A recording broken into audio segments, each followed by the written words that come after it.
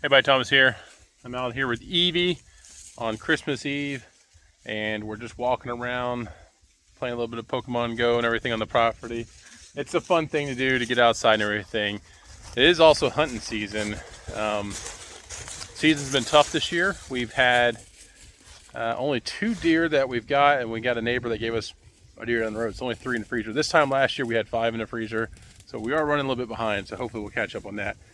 But Evie and I are out here doing a little walk around the property, some tree identification, and just looking for trees that I have to take down for a job. And one of the trees I'm going to take down is this right here. This is a poplar tree, and I'll show you why here in just a second. But I'm also going to show you a really interesting thing about the area where we're standing currently. Let me flip the camera around. Okay, first things first. If you notice, so this is down by our lake and everything, how the ground is kind of like wallowed out and everything. The creek is definitely off to the side, so this is not a creek. This is an old road bed right here. This is the old road and everything, actually from Civil War era and everything. It used to be a wagon wheel trail, if you will, and this was way before the lake was here. The lake used to be fields and everything, but we have this poplar tree right here, which the top has been busted out. Maybe hit by lightning, maybe the top blew out during a storm, whatever it may be. But we need to cut up a lot of poplar for a job. So I'm like, I'm gonna go ahead and clear it off this old road right here.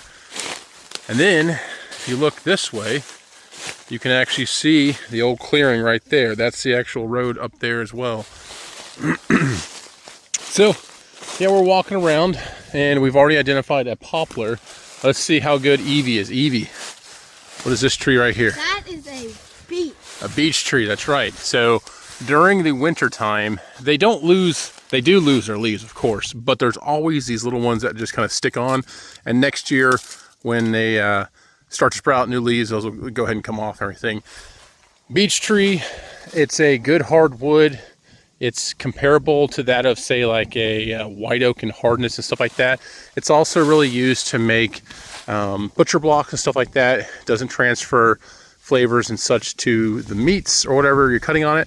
And it also is a nice straight grain wood and everything. They also call it, I think, elephant tree or something like that. And this is the tree. I don't suggest doing this, but if you were to carve initials on this, it would continue to grow out and kind of be scarred up. So really this video is first off to show that, you know, I am still around. It's been a long, couple 6 months and everything. I'll tell you a little bit about what we've done here recently, but we're going to do some tree identification and everything as we walk through here and try to identify poplars. And again, this is a poplar tree. Now this is wintertime identification. We don't have the leaves to help us. We're going to go strictly off of the bark.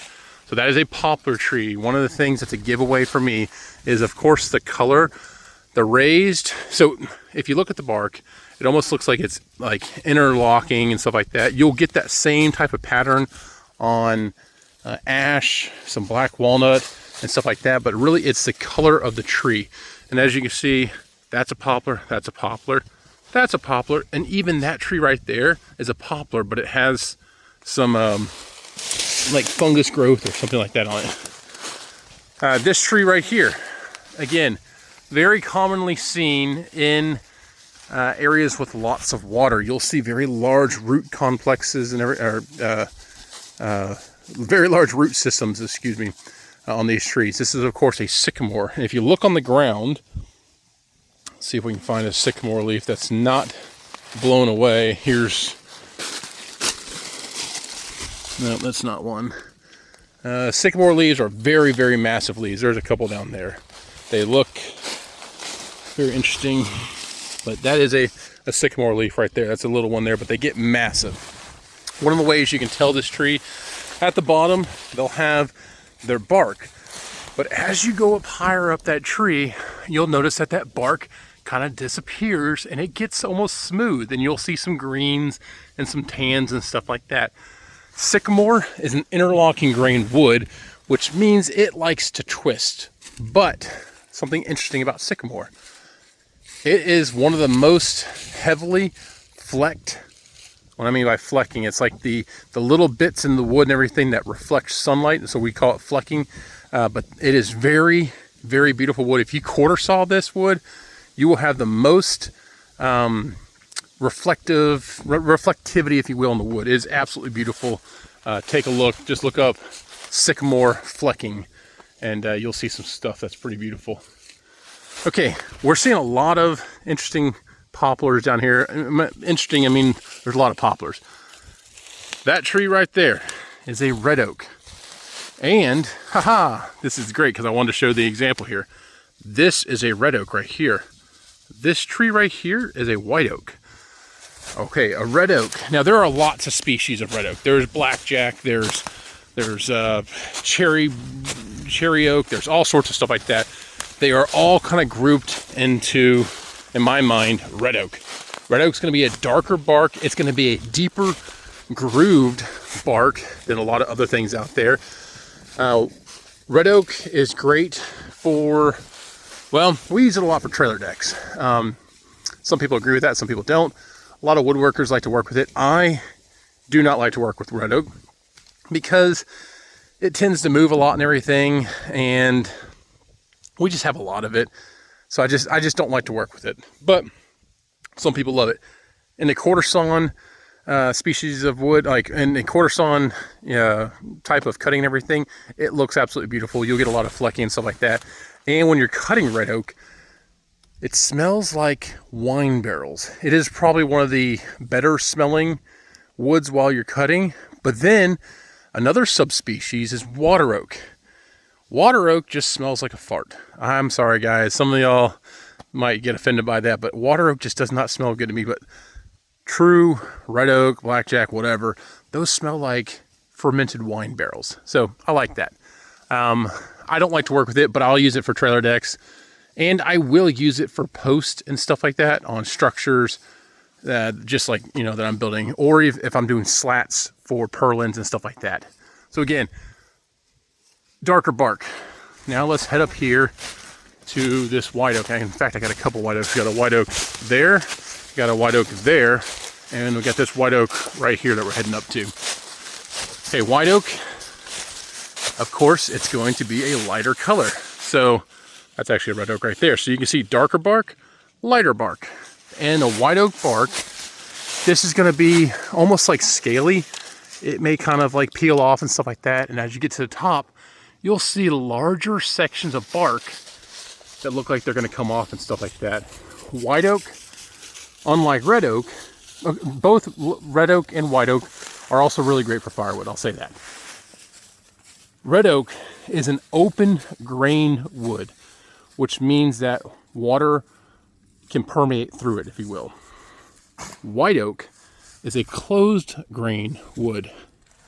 So closed grain wood, that's why when you see the old white oak barns from the Civil War era that are still around, it's because it's a closed grain wood. That wood is not going to allow a lot of moisture to soak into and everything, and it won't rot as easily. So very beautiful wood. In my mind, this is like the classic woodworking wood. When you quarter saw white oak, you get the best quality wood you can, and it's going to last forever. Heirloom type furniture made out of white oak. That's what I'll say about white oak. All right, another interesting tree. Well, there's three tree species right here in front of me that I'm really looking at. You've got the two red oaks on the side right here. You've got an eastern red cedar in the middle, and then you have this tree right here. Any deer hunter should know what this is, and really any person who likes to forage and stuff like that. This is a persimmon tree. Persimmons, they're the little orange-ish looking fruit. They're small, about the size of a golf ball if you get the American persimmon. Now you can get some Asian persimmons and stuff like that that can be the size of a large apple and stuff like that. But I will say this. If you've eaten wild persimmons, you know that they're ripe for approximately 1 week. If you get into a unripe persimmon, you won't do that very many times. It is the most puckering fruit I've ever had. So it's like a chemical reaction takes place in your mouth, and everything just swells up and puckers up. Persimmon's a very hard wood. A lot of times you'll see in axe heads, the wedge piece that will hold everything together so it doesn't come apart will be made out of persimmon. very hard wood. The wood actually has some unique colors. It could have some grays, tans, a hint of purple and stuff like that. Also a very pretty smelling wood. But a persimmon tree, they don't get much bigger than this. This is a pretty big tree. That's over a 12-inch diameter persimmon tree. So pretty unique. The fruit, like I said, you should try it. Just make sure you get it when it's actually good, because you will regret it if you don't. Okay, this is a small variant in front of us that I'm going to show you. In fact, these two little ones that I'm walking by are the same thing. And some of you wood experts might know this, but this is a hickory tree. So a hickory tree, similar to like the poplar and the black walnut stuff, the grain, or not the grain, the bark here almost looks like it's interwoven, like a pattern you'd see on a snake or something like that. Hickory and pecan are in the same family. I'm trying to think, what is the parent tree? I don't know if it's a hickory pecan or a pecan hickory, whatever. This is a hickory. This is a straight up regular pig nut hickory. We also have scaly bark hickory and stuff like that, and I will see if I can find some. We should find some down here in the area. But yeah, hickory, hard wood. This is harder than white oak. It is very beautiful wood. It can have some tans. It can have some browns and reds and stuff towards the heartwood. And it is hard. It's hard to express how hard this wood is. When you're sanding it, it sands beautifully. Absolutely sands beautifully. It will get almost like a mirror finish, super smooth. It does a great job sanding. It is very hard to work with though, because if you have to make any cuts on it, you'll notice that you'll burn up circular saw blades. You'll leave the black marks and stuff like that. But hickory is great, and we also use it a whole lot around the farm here, the smaller ones and branches, to smoke with. We smoke our meats and stuff like that. Thanksgiving turkey, all sorts of stuff like that. So that's a small variant. We'll find a bigger one, and we'll hopefully find some shagbark. This is a better version of the evergreen tree known as eastern red cedar. So you'll notice on this tree here, there's only a little bit of greenery at the top and everything. This is a cedar tree inside of the woods. If I'm cutting down a cedar tree, if it's a dead one or whatever, this is one of the trees I'm going to be looking for, because when they're in the woods like this, you don't have all those branches. Look at that. The branches don't really start until you're about 15 feet up, and then they're kind of dead. They're dying off everything. So this is going to be some really pretty wood, and this is a decent size cedar. I'm going to say 18-ish inches on that one there. The only problem with eastern red cedar, it's red in color. So a lot of people don't like reds in their houses. So if I'm making mantles and stuff like that, they come out beautiful. They can be reds, they can be purple, they can be pink, whatever it may be, but it's a hue of red. And a lot of times reds in modern houses that people are building, those colors just don't work out. We cut a lot of cedar posts and stuff like that. We'll make fence posts, we'll make beams, all sorts of stuff like that. They're beautiful.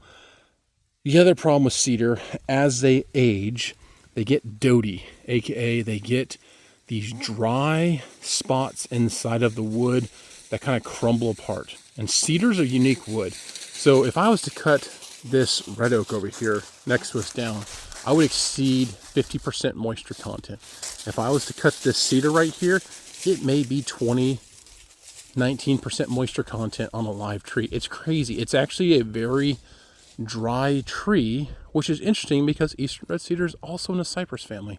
So whatever. Long story short, it's a soft wood. It's very beautiful. I like making tabletops and stuff out of it, but it does, it is soft, so it can dent up and stuff like that. But again, it is a very forgiving wood, easy to work with. When someone asks for cedar mantle, I am ecstatic because they're so fun to work with and they're just so beautiful. This is a great wood to work with if you're beginning woodworking. Another precaution I'll say though is you do not want to inhale cedar sawdust a whole lot and everything. And it does have naturally occurring silica in it. So if you take some cedar, you let it dry, or if you cut like an end piece off it and everything, you'll see these like little crystalline type of structures come out of it. And that's actually silica that's naturally in the wood. And it over time can dull a blade quicker than some other woods. We already talked about it. That's a beech tree there. And then let's find something new. Now again, we've only gone 50 feet, 60 feet since we started this. So you can see there's so much diversity of trees on our property, and I love that. We randomly just came out to this section here. We're like, let's just start walking through the woods. All right, down here I see a tree we haven't talked about yet, and it is a red maple. Now, there's a lot of other names that we call around here. This one right here, and I'll get closer to that tree right there, so you can see it. This is what I would also call like a swamp red maple. Down here in the bottoms, this is going to have a lot of color and uniqueness to it and everything. So you can see it a little bit better now. So the way that I explain the bark on this, you'll have sections of smooth, and then it looks like it just kind of ripples up. And then definitely as you get to the top, you can get really, really smooth up there, but then you're going to start getting these cracks where it starts to ripple up. So maple, it is a straight grain wood. It's pretty stable for the most part. There are lots of different species of maple. There's rock maple, there's sugar maple, which could be rock maple. Then there's silver maple, there's red maple, there's Norwood maple. There's just tons and tons of maples. I will say red maple on the hardness, it is considered one of the softer maples, but it's one of the softer ones that's a little bit harder than the rest, if you will. But really, your silver maple, red maple is going to be about the same hardness. Your rock maple, and the name will just show you how hard it is. And your rock maple can have tons and tons of curl. All the maples that I've cut really pronounce curling, meaning you'll get this three-dimensional look around branches. So where these branches like branch off and stuff like that, you'll get a compression of grain there, and it's just going to look beautiful. And again, you'll get lots of colors and stuff like that. And red maple, I believe, the reason it gets red in its name is because of the color the leaves turn in the fall time. So it's actually nothing to do with the actual inside of the wood. But again, I'm sure someone's going to fact check me on that. I believe that's what it is, because they always turn red. All right, some more poplars over here. In fact, this is probably where I'm going to clear out just a few poplar trees and everything. There's another sycamore, which we already talked about. Ooh, now I've talked about this tree in some other videos, and these ones here don't look too healthy, but this is very cool. And when I did my last video on this tree, other people talked about another name for this. Evelyn, do you know what this tree is? Ironwood, right? Ironwood. This is what we call it, ironwood here. Other people call this a blue beech, I believe is another name for it. But the way that I can distinguish ironwood is, first off, it doesn't get that big. It doesn't get anywhere near the size of what a beech tree would get. And it almost, I say it has like an octagon pattern or whatever, but it has all these wrinkles, divots and stuff like that. Like you can feel this tree, and it's, I don't know, it's got like a really unique looking structure to it. People say it looks like muscle fibers or stuff like that. This tree does not look that healthy though. It looks like we have some decaying matter down here. Yeah. So another thing, I've never cut this before. I'd be interested to see what that looks like. So we might come down here when we take down some of these maples and check that out. So while I was talking about this, I happened to look over to my left and found another unique tree that's kind of big and doesn't look like it's doing as healthy down here either. It might be because there's maybe too much moisture. So if I can find a leaf to this, people will know exactly what this is. And I am only seeing like beech leaves and some sycamore. I am not seeing any leaves to this, but imagine a dinosaur foot. So this tree right here is a sassafras tree. This is what they used to make sarsaparilla, root beer, such like that. That is a very cool tree. The bark on this, the way that I can explain this to people is it's spongy. It feels not quite like cork, but it is a spongy bark. It feels similar to like a gum, like a sweet gum tree. That's the kind of what it feels like on the bark there. Can kind of look interwoven, but really what does it for me, and it's not really showing on the camera, it's the color of the wood. It's like a brownish gray. It stands out for some reason, and it's just that really raised bark. Again, you could chew on the leaves on this tree. I have seen some varieties of this up to like 13, 14-inch diameters and stuff like that. This one's not small and it's not big. It's kind of in the medium. Yep, that's a sycamore there. Anyways, it's very cool tree. You can chew up the leaves. I use that whenever I'm deer hunting, say in the fall time or something like that. Chew up the leaves. It's almost like a minty-ish flavor, and of course the roots off of this, if you boil those down, you can make some sassafras tea and such. All right, not seeing anything else down that way. Again, we haven't covered greater than 100-foot area. Let's see. I'm just thinking in my head, do I know anything in that area that's unique? Not really. I see some white oak, some poplars, some beech, another hickory way up there.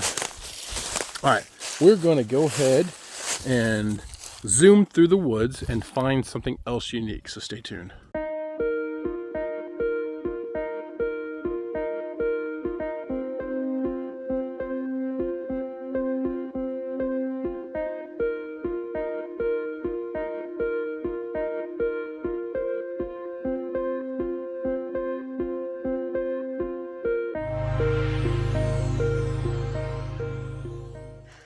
Okay, so little walk there. I want to show another example of that where it's not in the sun, so we're not blinding y'all. Back up on our little driveway here that gets down to the lake. Not the best example. It's a really old one, but let's see. It'll do, I guess. Okay. Yeah, if I look up towards the top, you can see better. Okay, so this section of the tree is very indicative right here. The bottom section, this is just an ancient one. This is, of course, a black walnut. In my mind, it's my favorite tree in the area. This is what we're rebuilding a lot of our house with on the inside. We're using it as trim. We're using it as posts and beams. All sorts of stuff. Our mantle is made out of it. I make a ton of cutting boards out of it and all sorts of stuff. This tree right here, it's sad that it is dying off. It's a very old tree. So the place where we're standing right now is actually an old Civil War homestead location. This is pre-Civil War area. They had a big old house here. I say a big old house. It was a house that was overlooking the fields that were out there and is now the lake. So they put black walnuts around it. So a lot of people, you've been reading and seeing videos and stuff like that. Black walnuts are actually pretty important if you want to get rid of parasites and stuff like that. The tannins in black walnut, it's one of the heaviest tannin types of trees, meaning it's a type of acid and everything that's in it. Parasites can't live in it. It actually kills off typically a lot of stuff in the area. So you don't see a lot of undergrowth around black walnut trees. As you see right here, there's a few little things here and there, like that black one over there. There's not much underneath it. You won't find a whole lot of vines and crap like that. It will actually put tannins and stuff into the ground and kill off things. Now, there are certain things that can survive tannins, but a lot of things can't. And one of the things that's really, I guess, dangerous about black walnut, if you inhale the dust, again, you're inhaling all those tannins. It's rough on your body. But if you ever use the sawdust for black walnut for anything other than burning or filling gaps, be very, very careful. So if you put it around animals and stuff like that, you can straight up kill them. The Amish down the road, they have a big sawmill operation. One time they were cutting a lot of black walnut, and they would use sawdust and stuff around their animals, horses and stuff like that. Long story short, they put the sawdust in the stall. That night, they lost 2 or 3 of their horses. The tannic acid was absorbed through their hooves, and also inhaling it kind of blew out their sinuses. So the next morning they came out there and they had a couple dead horses. So just be very mindful of black walnut sawdust. Now, what I'll say though, in my mind, one of the most beautiful woods, one of my favorites to work with, because you don't stain it. You don't stain black walnut. You don't do anything to black walnut other than oil it. It is meant to show off its natural beauty, and it's absolutely amazing. I have that tree that's down over there. I actually did a video a while back. That's the tree that we get our mantle with and everything. And we'll show you some offcuts of that here in just a second as we walk towards it. Okay, let's talk about this tree right here. Okay, this is not the best example. I think this one's a little bit better example of the bark that I'm trying to show.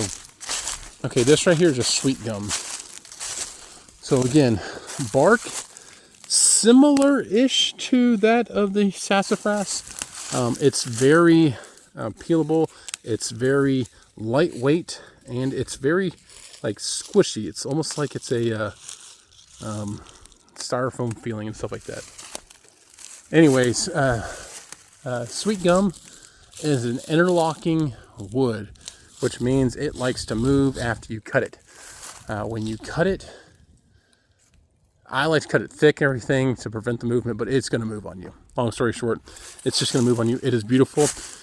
You have your sweet gums, and then you also have like some of the old timers call them black gums and stuff like that up on a hill. The black gum will have like a really cool reddish color sometimes in it. Long story short, all the sweet gums, very pretty wood. You can get some crazy ghost patterns and stuff in the woods.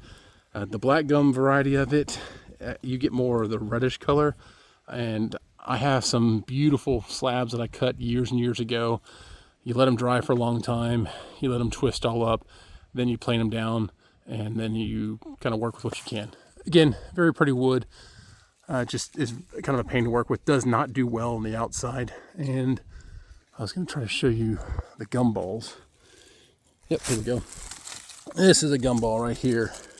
And you'll notice that the sweet gums grow everywhere because this gumball right here is absolutely just full of seeds. I think birds get these, or they just float on the wind or whatever, but there's all sorts of like little seeds in there, and they just go everywhere. Gum trees will absolutely take over a field if you're not careful. These don't really hurt. They look all spiky, but they're really not that bad. All right, let's see, what else do we have? We've got a cherry tree. So here's a cherry tree right here. The bark on a cherry tree is really dark. Oh, there's some poison oak or poison ivy on it. Anyways, okay, the bark of a cherry tree, you'll a lot of times get this type of fungus or whatever growing on everything. It's really, really dark. It's kind of a deep bark that has reddish black behind the gray. Very easy to see. They've got small little leaves. Cherry, beautiful wood, red in color, of course. I like to make mantles out of it. It sands like a dream. It's one of my favorite ones to sand. And here's what I'll say about cherry. If you get a cherry that is lightweight, like meaning the log just isn't heavy, it's going to move on you. I don't know how else to explain this, but if I get a lightweight cherry log, the wood, after it's cut, is going to move. If you get a very heavy cherry tree, meaning like noticeably more dense than the other one, it's not going to move on you. I know this sounds idiotic, but that's the way I've seen it. A very tight grain cherry typically does well, but if it's a fast growing cherry, it's usually going to be lighter weight, and it's just going to move. We cut some really wide cherry before. Big gaps, like, 1/4 inch gaps between the rings and everything. It twisted into a freaking Twizzler. And then we had some small cherry like this, very tight grains, very dense. Cut it, and it's straight as an arrow. It dried for a couple years and didn't move, a millimeter. It was awesome. Cherry also, you got to be careful of the leaves of cherry. So cherry has arsenic in it, the leaves do and everything.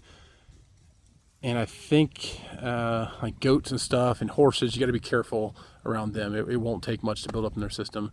You could potentially lose some livestock there. Okay. I'm really looking for a shagbark. I'm surprised I haven't seen it over here.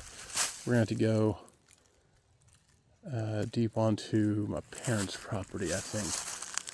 I've got some shagbark trees around here somewhere. You'll notice in this area here, all these large, I'm talking massive cedar trees, just kind of all out here. big old sycamore tree way over there, some big poplar, these black walnuts. This right here was the old house place. This is where the house place was way back when. And we're going to eventually build some stuff out here in the same area, like a little cabin. So it'd be pretty neat. All right, let's go onward to the next location.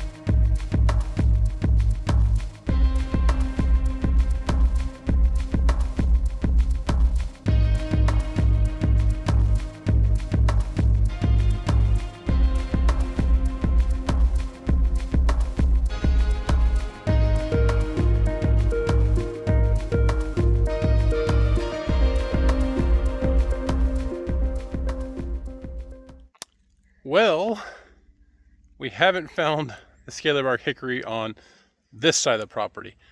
And also, it's like 70 degrees on Christmas Eve. Evelyn's getting better from the flu. She looks so alive. I feel so alive too. Yeah, hopefully I don't get contaminated from that. Yeah, Or rub my hand in the creek or something like that. But we haven't come across the scaly bark hickory yet. I know about a half mile from here where there are some, but this grove behind us, a lot of these trees are white oaks. There's a ton of white oaks. This is one of my favorite sections of the property and everything because it's so open. And you wouldn't be able to see it as we're walking up, but there was a deer that kind of ran up this way as a little doe. That's pretty cool. Well, cool. We're gonna continue to search. It's just gonna take us a while to get there. I'm not gonna bore you with walking a half mile across the property. So we're actually gonna take a vehicle probably over there and we will find a scaly bark hickory. I've also passed a lot of other trees that I can talk about, but I kind of want to find them near the scaly bark hickory because that's the tree I'm searching for. That's my Pokemon tree of the day, if you will. All right, let's head over to the other side. I'm just flabbergasted. I found a lot of hickories, just not a shagbark hickory. Okay, we are on pretty much the furthest section you can get away from where we just were. As a crow flies, we're actually about 3/4 of a mile away from where we just were, and I was just looking into the woods and I saw a scaly bark hickory. Okay, where did I just see it? Oh, there it is. All right, so we're going to show you a normal hickory, aka your more common type of hickory, and then that scaly bark. All right, so this tree right here is your just regular old hickory and everything. You can see the interlocking woven grain, not as dark as a black walnut, not as light as a poplar. It's kind of like in between. So that's a hickory tree there. Now, take a look at that thing right there. That is a scaly bark hickory, or shagbark hickory. I say them interchangeably. I think the true thing is a shagbark. So, look at all that bark on that thing. Big chunks of bark can come off of this and everything. I'm not going to take off a lot because there's all sorts of habitat underneath that bark. So if you find a tree like this, you could find bats, you can find all sorts of stuff, spiders, all sorts of just really cool stuff. Just imagine, I mean, you could see how much space underneath there. A nice bat could get up underneath there. These trees are very important for the ecosystem and everything. They produce nuts. They are habitat for everything else. They're a hickory tree. I actually don't think I've ever cut one before because I haven't seen one down the property. We don't have a ton out here. You find them sporadically and everything. Just kind of all over the place. All right, so there's that tree. Hardwood, very, very hardwood, like we talked about earlier. I like the regular hickory. I'm looking now for a dogwood tree. I typically find them. The section that we were at earlier, excuse me, I saw a ton of them. I know on the back side here we'll probably find some. There's maple, white oak, or hickory. All right, so that's our next tree. I see a little one over there. Not a good example. Excuse me. It's larger than what I was going to show, but I do see one right here. So we'll go ahead and show it. So again, if you're keeping up with everything, this is a beech tree. Notice how a beech tree doesn't typically lose all of its dead leaves. Also, I've talked about this before. These branches here, they're my worst enemy on the tractor. Nothing quite hits you in the face like a beech tree. Also discussed many times, this is a hickory. So there you go. And then this right here is a dogwood. Very interesting bark, similar-ish in like this reptile-like skin of a persimmon, but not as pronounced, and kind of like a grayish brown color. Kind of a smoother version of that. The interesting thing about dogwood is the leaves. You'll have like a really waxy green leaf on top and kind of a muted green color on the backside. So I think their leaves are pretty easy to distinguish from a good ways out. So that covers a lot of tree species on our property. I don't want to bore y'all too much. I want to wish everyone a very Merry Christmas. Today is Christmas Eve. Unfortunately, like I said, we've got at least 2 sick people in the house. Evie, who's recovering. This is a good walk for her to get out. Actually, I see one more tree out here. We'll talk about that in a second, though. So Evie's recovering, and poor Katie, she's doing bad right now. She's been vomiting a little bit and just feeling miserable. So we were supposed to have Christmas dinner at our house tomorrow and stuff like that. It's just going to be a family. We'll keep it within the family. So the family that shares the flu together stays together. Okay, so let's show you this tree right. I think this will be a good one to conclude on. I'm not seeing anything else that's really standing out at me. This is a birch tree. So a very peelable, scaly bark, lighter in color. You can actually get the sap off of a birch tree just like you would maple and stuff like that. It is a sap producer. Also, I get the sap off to make syrup is what I was getting at. You can also do that with black walnut. So for people who didn't know that, when we were up in, I didn't know this until we were up in Wisconsin, but we had some folks who tapped some black walnut trees. Absolutely phenomenal. But you can get them from black walnut, you can get them from maple, you can get them from sugar, sweet gum, excuse me, and then of course birch as well. So there you go, birch tree. Typically I find these down by the water, a river birch or something like that. This one here being right here in this trail is kind of unique, but again, very scaly type bark, lighter in color. They don't typically get too large. I've cut up birch before. It's a lighter color wood, nothing crazy. Merry Christmas. Hope you enjoyed this little video. I still do exist. I won't talk about in this video what's been going on. A lot of stuff at work and everything. Exciting stuff. My next job. Fully approved for everything. But I'll talk about that in a later video because I also had to do some work on my sawmill. All right. Merry Christmas. We'll see you around. Happy New Year. And we'll get some videos out here soon. Thanks.